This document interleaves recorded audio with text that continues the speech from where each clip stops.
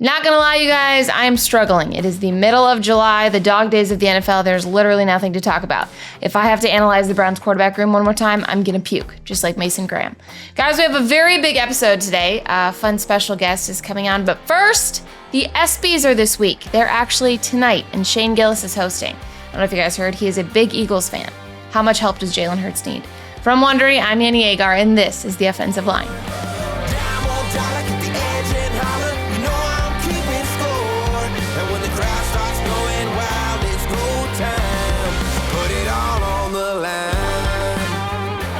Welcome to the Offensive Line, you guys. We're here to make some picks, talk some shit, and hopefully make you some money. Coming up in a little bit, returning to the show, you may remember him, Twitch streamer, speedrunner, and sadly, another Lions fan, Grandpoobear. That's later, though, so luckily, I don't have to deal with that Lions fan at this current moment. Guys, training camp across the league will start up later this week and into next. We are already there. I can taste it, you guys. Just a little bit longer of pain and agony until we're in more pain and agony watching our team. It's going to be great. I love being a football fan. But the players aren't the only ones who need to shake off a little rust, you guys. That's right. If I want to avoid a slow start to the season, like the Bengals, I have to get past a few things, okay? I need to get in mid-season form starting right now. So you might be asking yourself, how is she going to do that? How do I train? Let me tell you, guys, I have a pile of jerseys here, okay? As you all know, I have a jersey or a shirt for every single NFL team. I have a pile of jerseys here. Every time I put one on, I need to make some sort of joke for that team, and then I'll put on another jersey and so on and so forth. Are we ready? Gotta get myself ready. Let's take the headset off. Stretch out a little bit. All right, guys, starting with the Dallas Cowboys. America's team, had to. Did you guys know the Cowboys actually documentary is coming out on Jerry Jones taking ownership of the organization? If I want to see the fall of America's team, I just watch the playoffs. Moving on, let's do the Bengals. This is a little bit bigger jersey. We're just stacking on here, guys.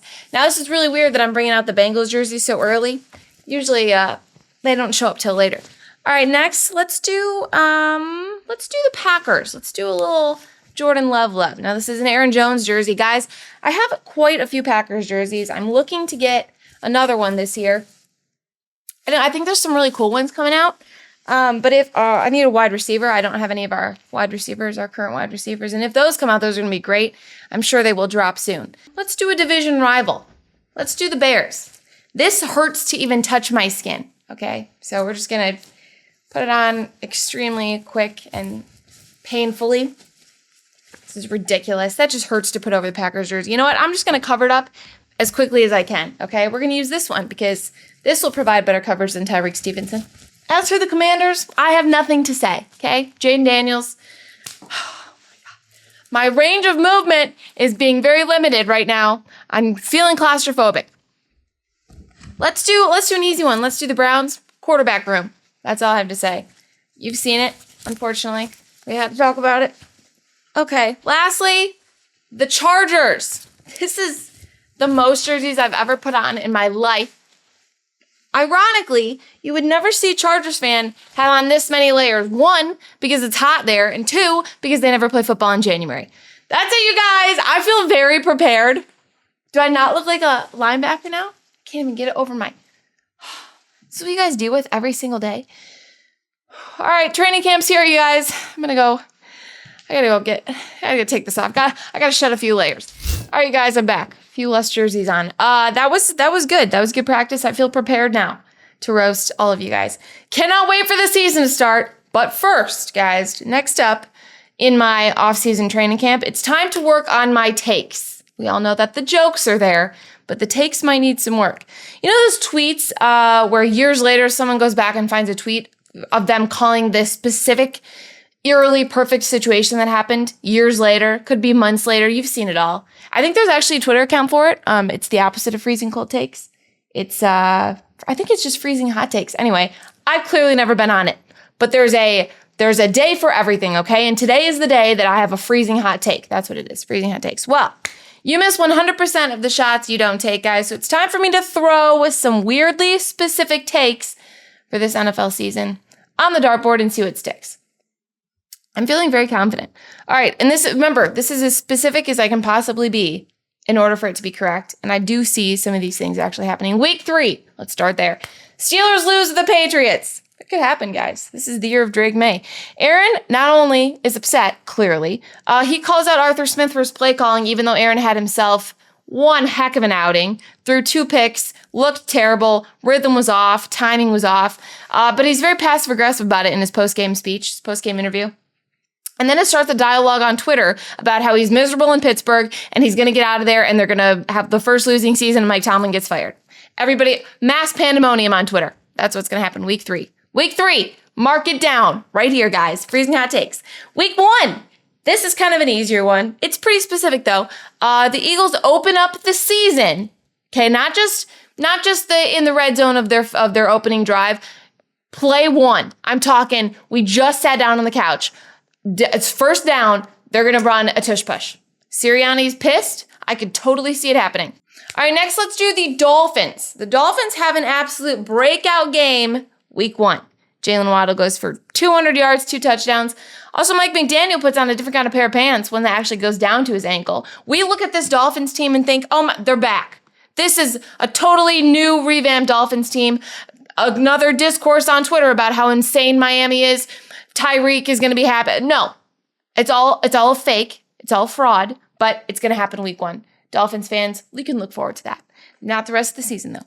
All right, week 5, Giants Saints. First of all, I'd like to apologize to all of America for having to watch this game. This is not a specific take. This is a very normal, very hot take. It's going to be the worst game we watch all year, most likely. But my hot take here is, I bet there's going to be a play. I don't know if you guys remember a couple years back, the Giants ran a QB sneak on the wrong goal line. This is going to be that kind of game again. We're going to see the dumbest play you've ever seen in your life, worse than your kid's Little League game. You're going to sit there and think, who the hell are these players and why did they earn a place in the NFL? It's going to be memed for weeks to come. I will probably use the Impractical Jokers meme, like them telling them to do something stupid. Has happened before with the Giants. That's going to be week 5. And lastly, guys, I had to end on the Packers, of course. I'm going to say Toyotathon comes a little early this year. Starts 2 months early, to be exact, when Jordan Love throws for 7 touchdowns in week 3 against the Browns, makes Myles Garrett wish he retired or at least seeks a trade. It's going to be a beautiful thing, you guys. It's going to be beautiful. Those are my specific takes. I think they're all pretty realistic. Like, they sound crazy, and that's how you know that that's the NFL and that those things could actually happen in the NFL. We're all just in need of therapy at this point. I'm slightly concerned. All right, guys. Let's move on from the takes. Let's do some gambling because it's like the green goblin mask in the corner beckoning to me. NFL sports betting is returning. My bank account looked a little too good for a little too long. You know what I'm saying, guys? Got to throw some money out the window, make me feel stupid once again. But we all feel that way. So are we really stupid if we're all in it together? It's a group mentality. It's bad. Don't listen to me. Okay. The last leg of my training camp, you guys. We're talking gambling. Luckily, the lines every single NFL game this season are already out, so it's time to make some picks. Starting with Week 9, Chiefs at the Bills. Buffalo's favored by 2.5 points. This game, whoo, guys, this one's a big circle on the calendar game, okay? Very, very excited for this game for obvious reasons. And we know Buffalo owns the Chiefs in the regular season for the most part. It's the playoffs that's the big issue. However, and I've said it in other podcast episodes, this is Buffalo's year, okay? This is the year they take down the Chiefs. Josh Allen silences all the doubters because of their schedule. If I'm Josh Allen, I have that schedule pinned up on the ceiling in my bedroom. Sorry, Haley Steinfeld. That's what you have to see.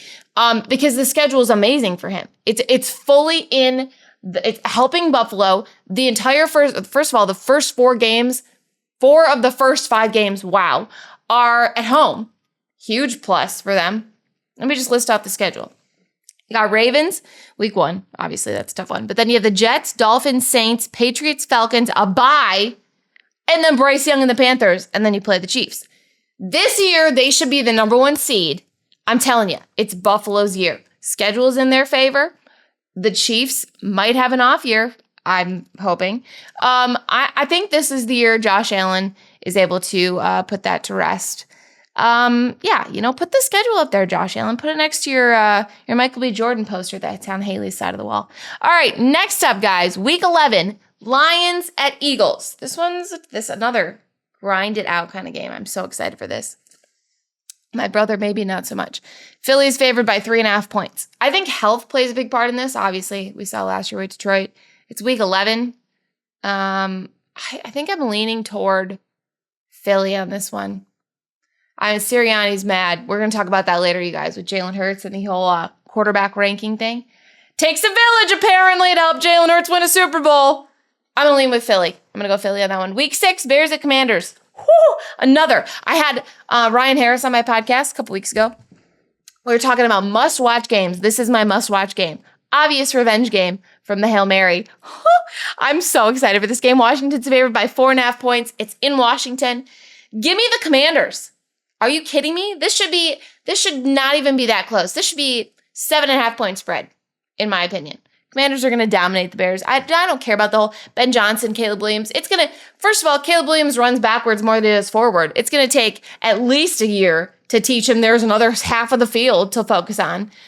So good luck, Ben Johnson and the Chicago Bears. You're losing to the Commanders week 6, and I'm winning money. Week 5, Giants at Saints. Like I said earlier, epitome of a game.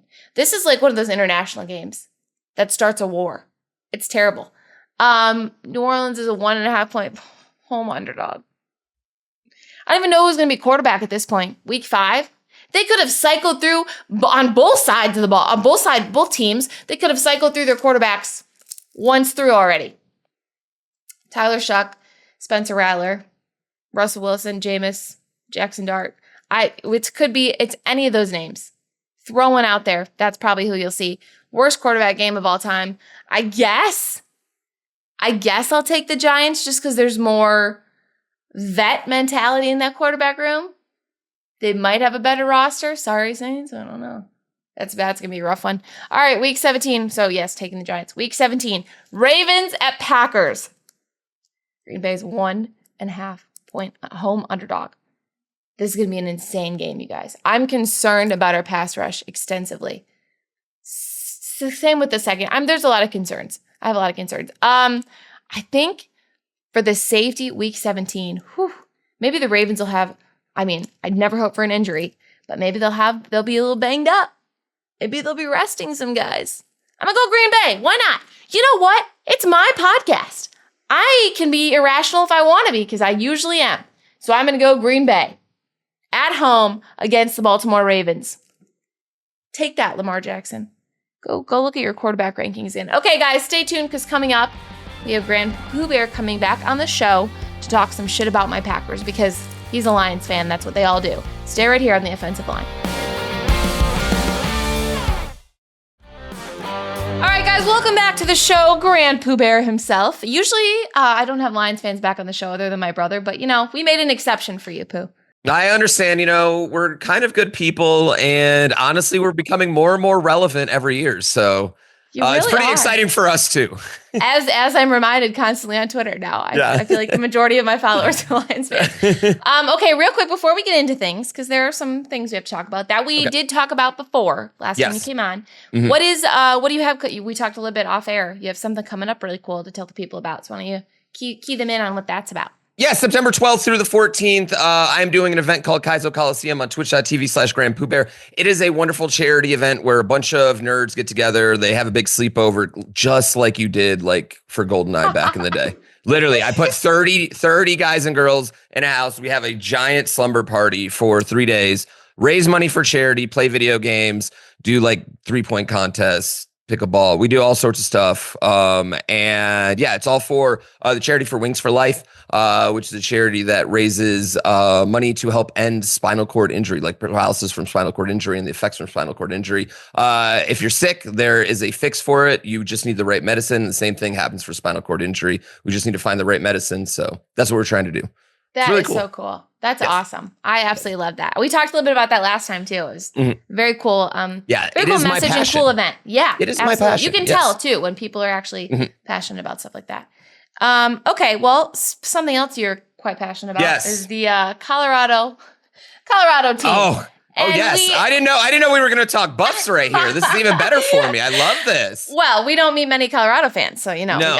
Wait, first of all, there are dozens of us now. We're popping up everywhere all of a sudden. The bandwagon was massive the first year. It's kind of weird, though, because this has been my life, too, is my teams get bandwagoned once they start winning. And it is a little frustrating sometimes. But the amount of Buff shirts I see now compared to 5 years ago when I'm wearing a Buff shirt around is a little rough, you know? It's got to feel like when you knew an artist before and now that artist is trendy and you try to tell everybody, hey, I knew them before they were cool. Nobody believes you. But also, everyone else also hates that artist and think that artist's son is a Nepo baby and need to draft him in the 5th round. So just like Drake. Absolutely. Yes. It's tough. It's tough. It's tough out there. Okay, let's talk about Travis Hunter first. Then we'll get into some Shedeur talk, I'm sure. The last time we talked that we were defending Travis Hunter's Heisman candidacy. He won. Since then, I think we did come on before. We had him. That was great. Great call on your part. He was drafted, obviously, 2nd overall. After the Jags traded up with Cleveland, we'll get to Cleveland in a little bit because there's a lot of processing to do there. But your thoughts on Travis Hunter, first of all, and his fit with Jacksonville. We've seen him dancing at OTAs, and Trevor Lawrence has come out and said a lot about him. He's like the hardest working guy he's met. What do you think about the overall fit in Jacksonville? Well, I mean, I think Travis Hunter is going to be the hardest working guy you meet. That's something that he's, his whole life has been about. If you followed this kid at all, he is the hardest working kid that you are ever going to meet. It's kind of insane, his dedication. I think he personally is going to have success, could have success anywhere in the NFL. Now, when I say that, one of the black holes of the NFL is the Jacksonville Jaguars. And while Nick Khan's son, Tony Khan, is having great success right now with AEW, that is not translated to the success in Jacksonville for the football team. So I do worry about that. However, I was actually on a show with Trevor Lawrence, the Streamer Bowl, a couple of years ago, and I got to meet him. And the man played wicked cornhole. Really? He was incredible. Oh God, he was so good. He was stupid good at cornhole. You're kidding. That's crazy. Yeah, he much better than all the other quarterbacks. He was incredible. But I kind of think that hopefully Travis can kind of maybe just rub off a little bit on him, and rub that winner, the natural winner attitude that Travis has, maybe rub it off onto the Jacksonville Jaguars. I think, however, one person can't change a franchise. That's what it comes down to. In the NFL, one person can't change a franchise, no matter how incredible they may be. And I really do believe, I think Travis Hunter is going to be an incredible football player. People doubt that he can play 2 ways. I truly believe this man is going to play 2 ways in the NFL and going to be effective at both of them. But I still don't think he's going to be able to lift this franchise to a new level. That's just not realistic with Jacksonville. Right. Right. It's kind of what you said, too. And it's those 3 top teams that drafted, obviously. They have this, we suck mentality. And you just can't change that with one guy. Granted, Travis Hunter's we throw this word around, generational talent. But he is. And like you said, if he plays 2 ways, it's going to be insane. We're going to tell our kids about this someday, that we got to experience this kind of greatness. Yeah. I think he's going to, at least until he gets injured. Until he gets injured, he's going to be able to do it, right? And I mean that because once he gets injured, then the media is going to be like, oh, he's getting injured. Shouldn't have played too many snaps. Yeah. Too many, no matter what. So at least until he gets injured, I think he's going to do it. But I think he's going to be pretty effective at both ways. And I think Jacksonville has a good little offense going on down there right now. Travis Hunter being a number 2 wide receiver is going to be good. When you look at his stats, some of the best hands in college football last year, one of the highest catch rates per balls thrown to him, one of the highest catch rates for balls that shouldn't be caught thrown to him. He's got hands. So I think he's going to be pretty effective. I think it's going to help Trevor Lawrence. But I was going to say, luckily, every throw Trevor Lawrence makes shouldn't be caught. So, this is a great partnership. We're doing really well, Jacksonville. Okay, let's talk about the other side of this, Cleveland. Let's do a little check-in with Cleveland, guys. The trade Jacksonville made to move up to number 2. Cleveland got a number 5 pick and a 2nd rounder, and they guys are doing fantastic.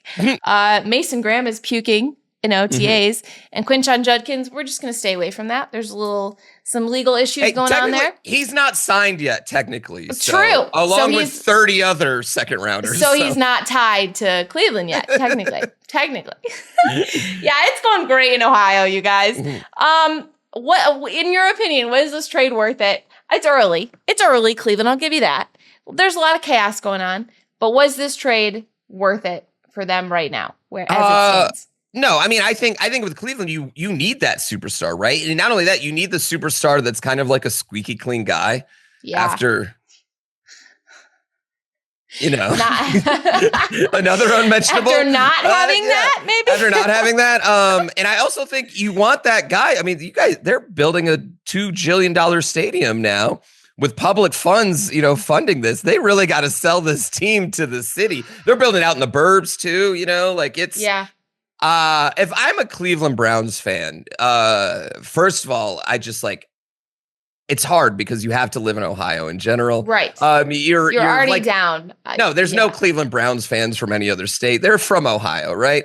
It's the same thing with Lions fans. We get it. Right. But it's already just rough in there. But I think you're extremely disappointed. You're probably really excited when they make the trade, right? You're like, oh yeah, this is a good trade. We're trading down, we get more picks.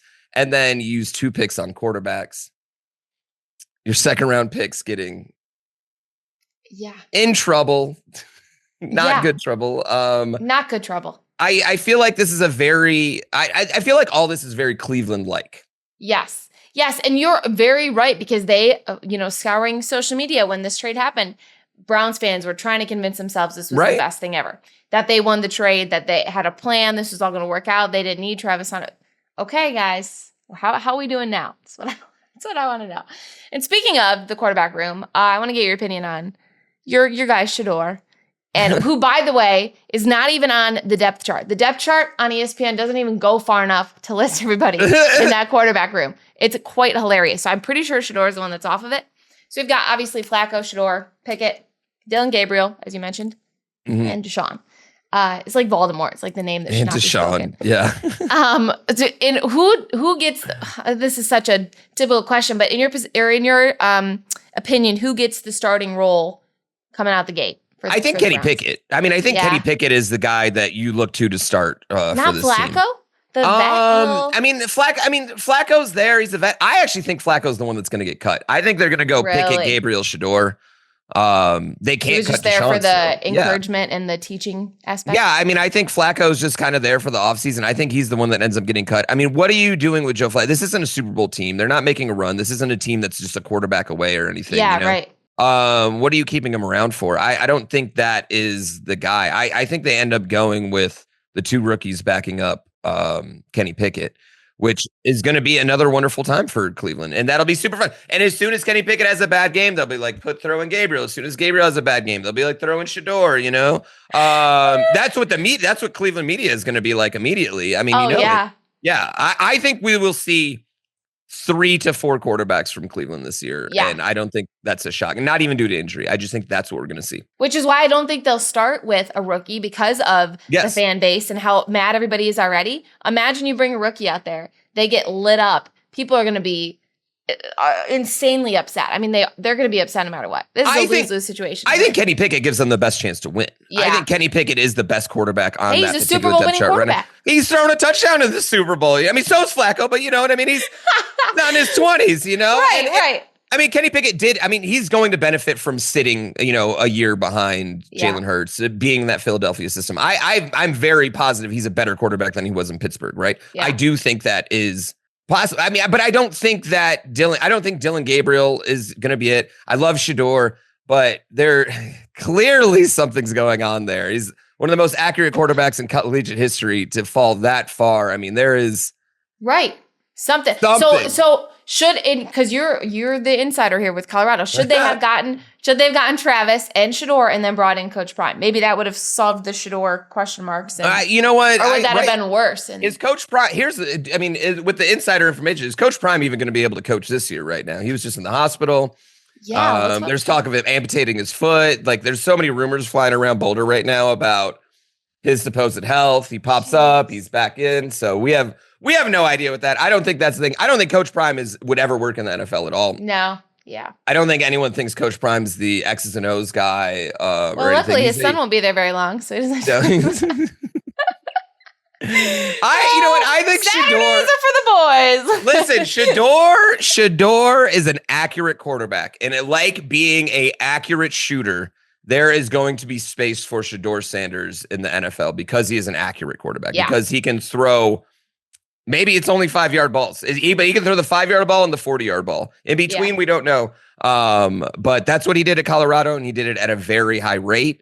So I think there will be a spot for him on a roster somewhere. Will it be a litany of rosters? Will he create the Kevin Durant rainbow of jerseys? Likely, but maybe. Yeah. But makes it fun. I put on a bunch of jerseys early on in the show. It's a great time. Would highly recommend. Okay. Speaking of quarterbacks, this will tie into our next conversation here. ESPN, I don't know if you saw, released their top 10 quarterback rankings. This was Jeremy Fowler went around to 50 execs, coaches, and scouts throughout the league, as he has done before, which I'll get into that in a second, and asked them to rank these quarterbacks. So the list, I don't know if you can see it. No, I haven't seen this list. Oh, it's great. Oh, wait, I see it right here. Never mind. I see it right here. Perfect. You'll see where the glaring. Oh, right. What production. Wow. We're so prepared. So you got Pat Mahomes. These are the obvious ones. Pat Mahomes, Josh Allen at 2, Joe Burrow 3, Lamar Jackson 4, Jaden Daniels at 5. Then you got Stafford at 6, Justin Herbert 7, Jared Goff 8, Jalen Hurts 9, and Baker Mayfield 10. Honorable mention, CJ Stroud, and my guy Jordan Love. Top 10 list. I will tell you right off the bat, as you probably would expect, the Jalen Hurts got a little eye roll from Sirianni. A couple choice words were said in that Eagles production of his little. They asked him about what he thought, and he did not have nice words to say. So, what are your thoughts overall on this list, and maybe what stood out to you? Was it the Jalen Hurts, or did something else? I mean, I think it's got to be Jalen Hurts. The man just won the Super Bowl. Right. He looked. I mean, he had a great. He's playing great quarterback. He's played great quarterback for the last 3 years. You know what I mean? Play great quarterback. Do good internet. You know, like what Sirianni said is there. You show me a coach or a player that's won a Super Bowl that didn't have an elite roster around him. Like, show me a guy that's doing well year after year that doesn't have a ton of talent around him. Which he has a point. I mean, I think to have Jalen below Goff, Herbert, and Stafford right now is a little. And Jaden Daniels below Goff is crazy. And this is not hating on Jaden Daniels. I think Jaden Daniels is absolutely the truth. But I mean, I don't know. It's 1 year. You know what I mean? Like we see a lot of times where they have sophomore slumps. It's not a CJ Stroud. Uncommon thing. CJ Stroud, right? Like CJ Stroud would be number 5 after his rookie year. Right. And so I think this is maybe a little knee jerky, but I don't understand the Jalen Hurts blatant disrespect. I guess I want to say the disrespect here of Jalen Hurts. Yeah. Wouldn't you rather have Jalen Hurts or Jared Goff?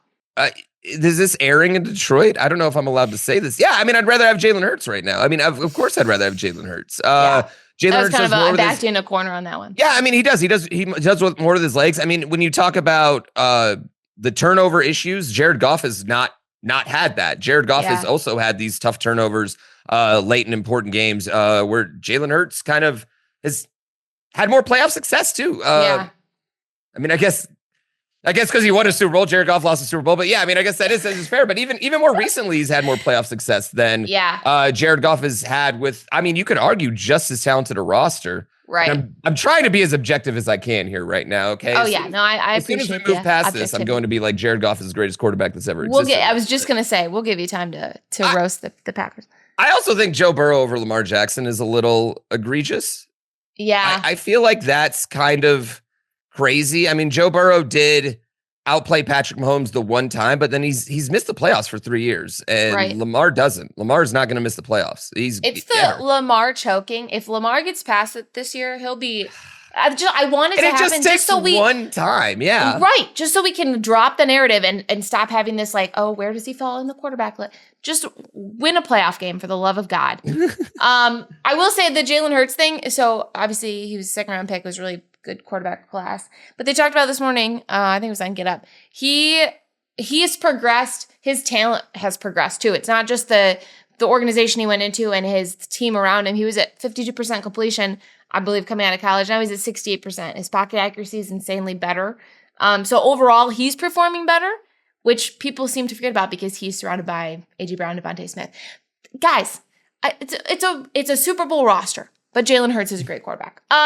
We'll see what happens this year. Yo, Baker Mayfield, though, is the Gucci Mane of this list right here. Baker We kind of forgot about Baker because shout out to the whole Gucci Jalen Mane. Hurts. That's amazing. That's amazing reference. It's true. Yeah. He just says winning though right there. Baker coming in, honestly, that's kind of shocking to me. That is very interesting. Would I put Jordan Love there? Maybe. No bias, obviously, at all. Okay, let's talk some wide receivers because I guess he's your guy. You can call him your guy, Allen Robinson. Oh. I always associate him with Chicago, but Allen Robinson. I feel like he's a Michigan guy, He is a Michigan guy. He's from Detroit, right? Went to high school. Yeah, he ranked his wide receiver duos. Talking about bias, there might be a little bit here. And among them, number one was Amon-Ra and James. Is it Amon-Ra? I do it every time. Amon-Ra.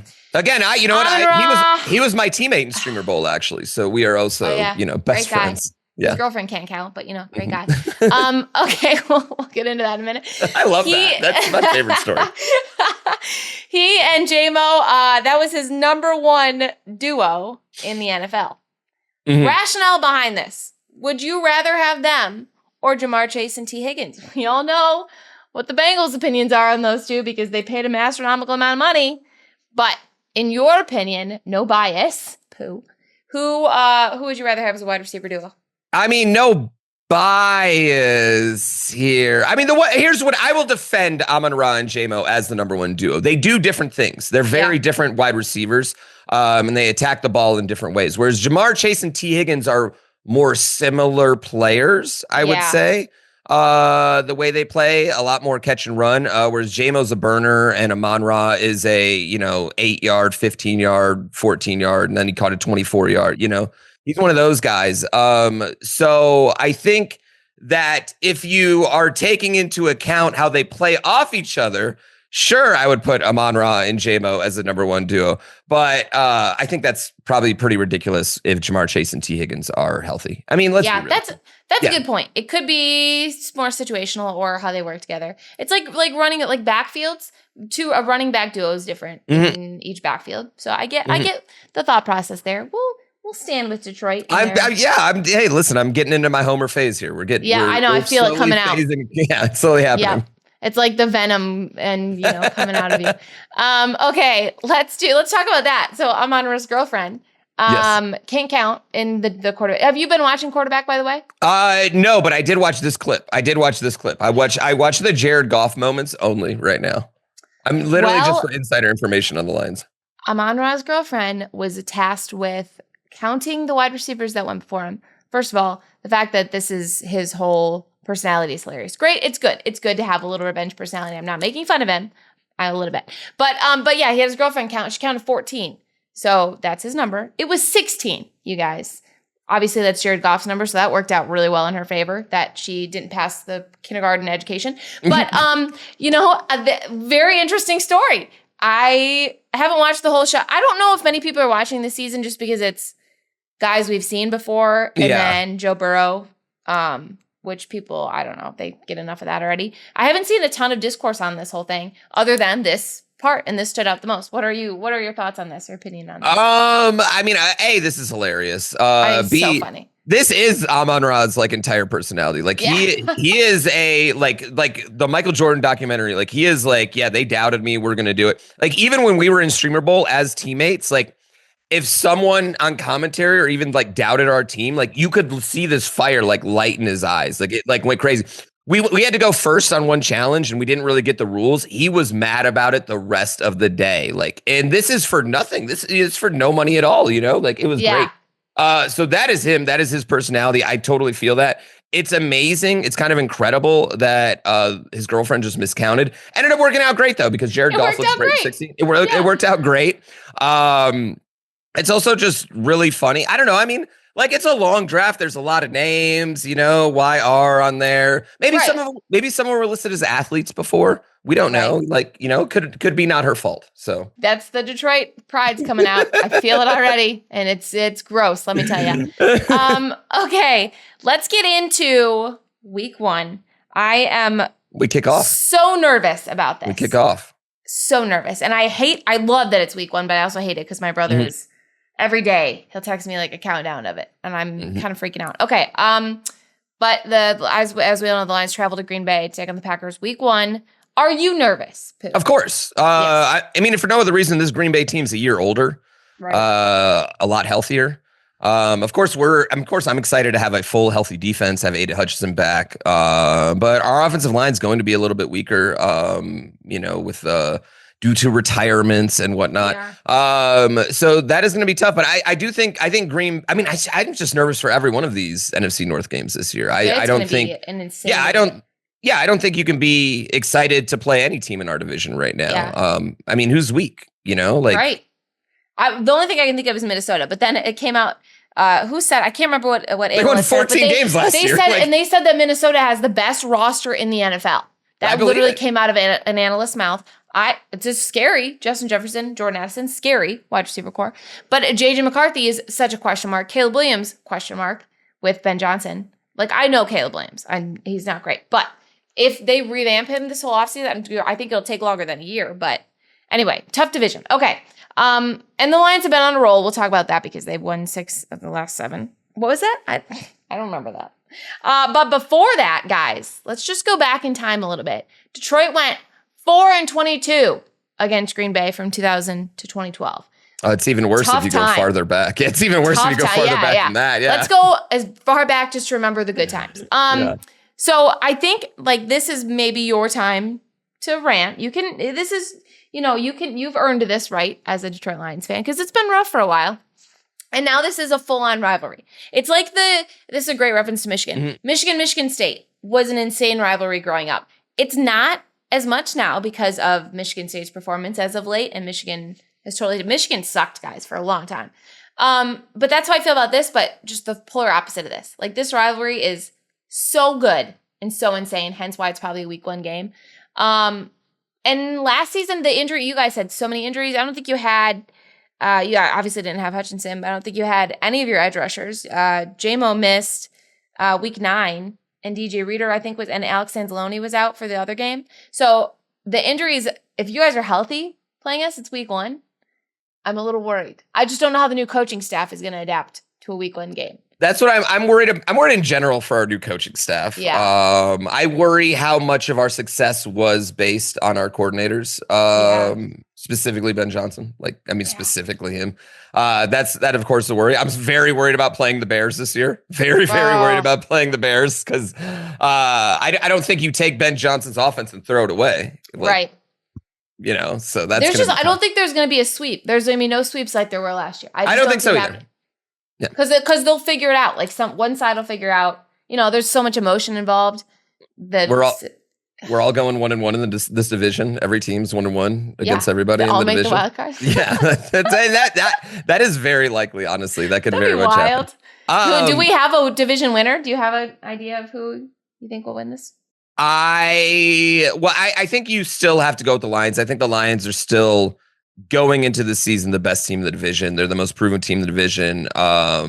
They're the only team that doesn't have any sort of question mark outside of their coordinators, and you have to think that just by osmosis of them getting healthy, their defense is going to be significantly improved. And I mean, Hutchinson, just having Hutchinson back, he had 4 sacks against Tampa Bay. He was the sack leader for 10 weeks, and he played 4 of them.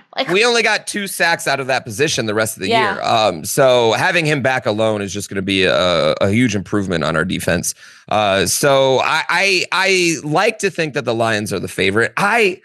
I don't know why, but I can't shake this feeling that the Bears are winning 13 games this year, though. I don't know why. I don't know why. Don't bring that evil on me. I feel like they have a really good offense. I feel like things can go. If Caleb is 75% of the quarterback we thought he was the senior year of USC, you know what I mean? Then I think it's going to be very tough. But I mean, I think that's the thing. All these teams are going to be good. I think the Packers are going to be so much better just by being a year older, having this wide receiver core being a year older again, being another year with Jordan Love.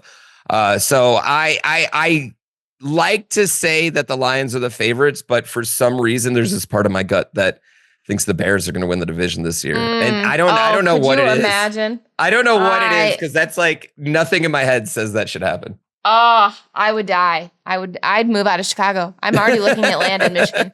I got to get out of here, guys. Okay. Lastly, before we let you go, let's take a little stroll down memory lane. Because as I mentioned, the history of this rivalry has been great for me. Now, maybe not so much for you. But you have more moments. I think I obviously have more moments overall. More, yes. You have childhood moments. I won't rub them in. I won't talk about the Richard Rodgers touchdown or anything like that. Not the Hail Mary, not the Hail Mary flag, not nothing like that. That's my dad's favorite moment because we were together for that one. We get together like one way or another for at least one Lions Packer games a year. So that was his favorite memory. Wow. Yeah. What did they title? Was it something in Motown? I don't remember. No, I can't forget. I forget that one. Oh, okay. No, Miracle and That's what it was. Okay, Miracle. Yeah. It's so Miracle creative. might be what it takes for you guys to do. So creative, but it can happen. So let's talk about maybe a couple. I'll give you the space. I won't say anything to rub in a couple moments from this rivalry in my face because you know might only have to like 1 or 2 more years to do it. So go ahead. I have some lovely ones. November 2015. We had lost in Green Bay. We had lost, what was it, since 1992. So it was like 20 some odd games straight in Green Bay, Wild. Detroit. My first time going to Lambeau with my father. This is before Grandpoobear existed. So I've nothing at this point. You know, I'm just a poor young boy. Pooh Bear. Yeah, I'm not. Well, not even. I'm just David at that point. You know, like. And we go to the game, and before the game, I'm in my Lions jersey. There's like, I don't know, maybe 8 other Lions fans there in the entire stadium. And before the game, everyone's so nice to me. They're giving me shots. The tailgate's amazing. It's a super great time. I had just a blast at Lambeau. We did the tour, the whole thing. Loved it. Had a great time. And that day, we were winning 18-16, and up steps someone who I went to college with, Mason Crosby, at the University of Colorado, to kick a field goal. This man's automatic at that point. But Mason knew I was in the stands that day. Oh, he right, knew. Right. He knew that his boy, his fellow Buffalo was in the stands rooting for the Lions. So Mason pushed that field goal. I can't remember wide right, wide left, whatever. He pushed that field goal, and I celebrated with 6 other Lions fans like I had never celebrated before. Ended that streak. And really, honestly, since that moment, just turned our franchise completely around. Like that was probably the moment. So basically, you can thank us for that. I think that things have been looking up for us since then. Yes. Well, bad news for you. He retired. So yeah, I gotta go. And then 2023, ending Aaron Rodgers' Packer career without getting to go to the playoffs. That was honestly just as sweet as winning any playoff game has been. That was an incredible moment because I hate Aaron Rodgers. And for a long time, it was just maybe unjustified. It's been really fun these last 4 years to be justified for it. But man, I hate Aaron Rodgers. Just really despise him as a player. And now as a human. So I'm sorry. That's so funny. That's so funny. Because on this show, I never make fun of Aaron. I never say anything bad about him ever. Of course. Yeah. So that was just lovely for me. That was a wonderful moment. I gotta give a mad shout out to that one. And then, I'm glad you have joy in your life. That's also good. Last year, the headstand. I was there for the headstand. So yeah. Yes. Forgot about that. This is not fun. This is not a fun segment. I'm talking to my producer after bringing back awful. The Mason Crosby one was a good poll. I forgot about that. I like that one, and I remember it because I was there. And that you were there. Yeah. I was there. Cool. So it was pretty special. And it really was. Like, we had not won in Lambeau in so long. Yeah. So just like getting that was at that point in 2015, that was like a Super Bowl to us. So that was really fun. Not fun. There are like moments, especially when you're there, you remember them a lot more. Like I was at the 31-0 game when we got absolutely killed by Detroit. I'm pretty sure it was at home. And then the one I brought my brother to again got killed. And he screamed maybe you're in my bad ear. luck. And maybe I am. I'm stopped going for that specific reason. Maybe it's at because home, they were both at home too. I traveled all the way to Green Bay, and we maybe the football gods, Annie, know you're a traitor to your home state. So maybe that's what it is. Maybe they do. Maybe I've jinxed it for all of us. Unbelievable. Who knew God was a Michigan guy? Jeez. The football gods they're just, all right? They're fair and they just. Are just. They are just. That's why the Browns are having such a terrible time. Okay, Grandpoobear, thank you so much for joining us. We'll have you back on during the season after week 1 so that we don't fight each other. And we can debrief on how that goes. And good luck with your charity event, guys. Check it out. Thank you so much. It's a great cause, and we appreciate you coming on. Cool. Have a good one. Thanks, Annie. All right, guys, coming up, I got my hands on the new Madden, and you won't believe what they're adding to the game right here on the offensive line. All right, guys, welcome back to the offensive line. The new Madden is exactly 1 month away. Luckily, I got an early preview of the game. Things are actually changing this year, you guys. No more tiny adjustments, okay? I'm talking about a massive overhaul of how the stat system works. So let me run through a couple players I got to test out, starting with Joe Burrow. His crazy accuracy, great throwing power, we know all that. But for the first time, a new stat is being incorporated, guys. Joe hit a 98 in Riz. You heard it here first. Next up, Jalen Hurts. He got a 93 in reading quotes from his Pinterest board in press conferences. Get out of here with that. It's a great rating, though. Congratulations to him. Jameis Winston might have a 78 in accuracy, but man, he has a 98 in motivational speaking. 97, I would say, because we can't understand a word he's saying anyway. So, kind of brings it down a little bit there. But good for him in the motivational speaking. That'll help with their 4 wins this season. DK Metcalf might have a 98 in strength. The man is a massive human being, but he has a 67 in turning the other cheek. Guys, not a butt cheek, if you know what I mean. Leave the people alone, DK. There's literally a play going on. Stop fighting people downfield. And lastly, Caleb Williams. Oh, man, his stats weren't great, you guys. As to be expected. He was on the ground the majority of the season, but he did get a 98 in one thing, guys, and that is running backwards. Those are my Madden ratings. It's going to be a great game, you guys. I'm excited. I'm excited to see what happens. It's so much fun to go do a rematch of the game that you just watched in real time with the team that just demolished your team and just beat the absolute shit out of them. That is therapy if I've ever felt it before in my life.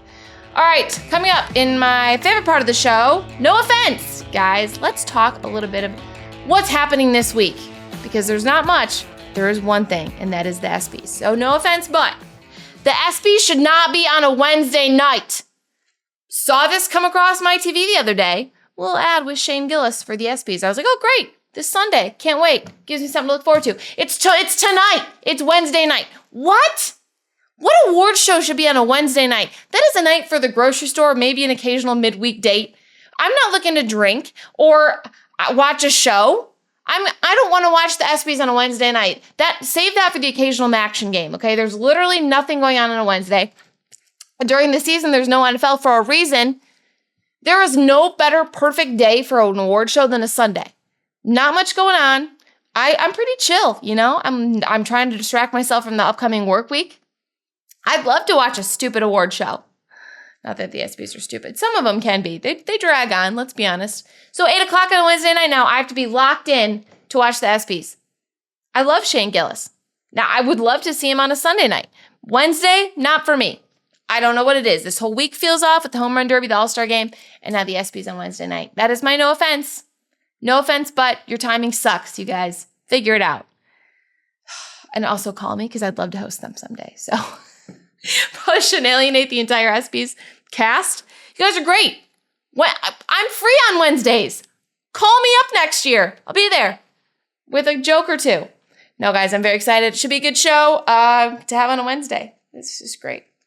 Not like I had other plans on my Wednesday nights. When do I have plans? When do I get out of the house, guys? I need football season. All right, you guys, that is it for this week on the offensive line. Be sure to follow us wherever you get your podcast, and you can watch our full podcast episodes on YouTube. Make sure to subscribe so you don't miss an episode. We are almost there, you guys. Hang in there, okay? I can feel it. I can taste the crispness in the air. Just kidding, it's 98 degrees here. I can't taste shit. We are months away from fall, and I cannot wait for football season. So stay right here with us. We'll make it through, you guys. I'll see you next week, and as always, Des didn't catch it.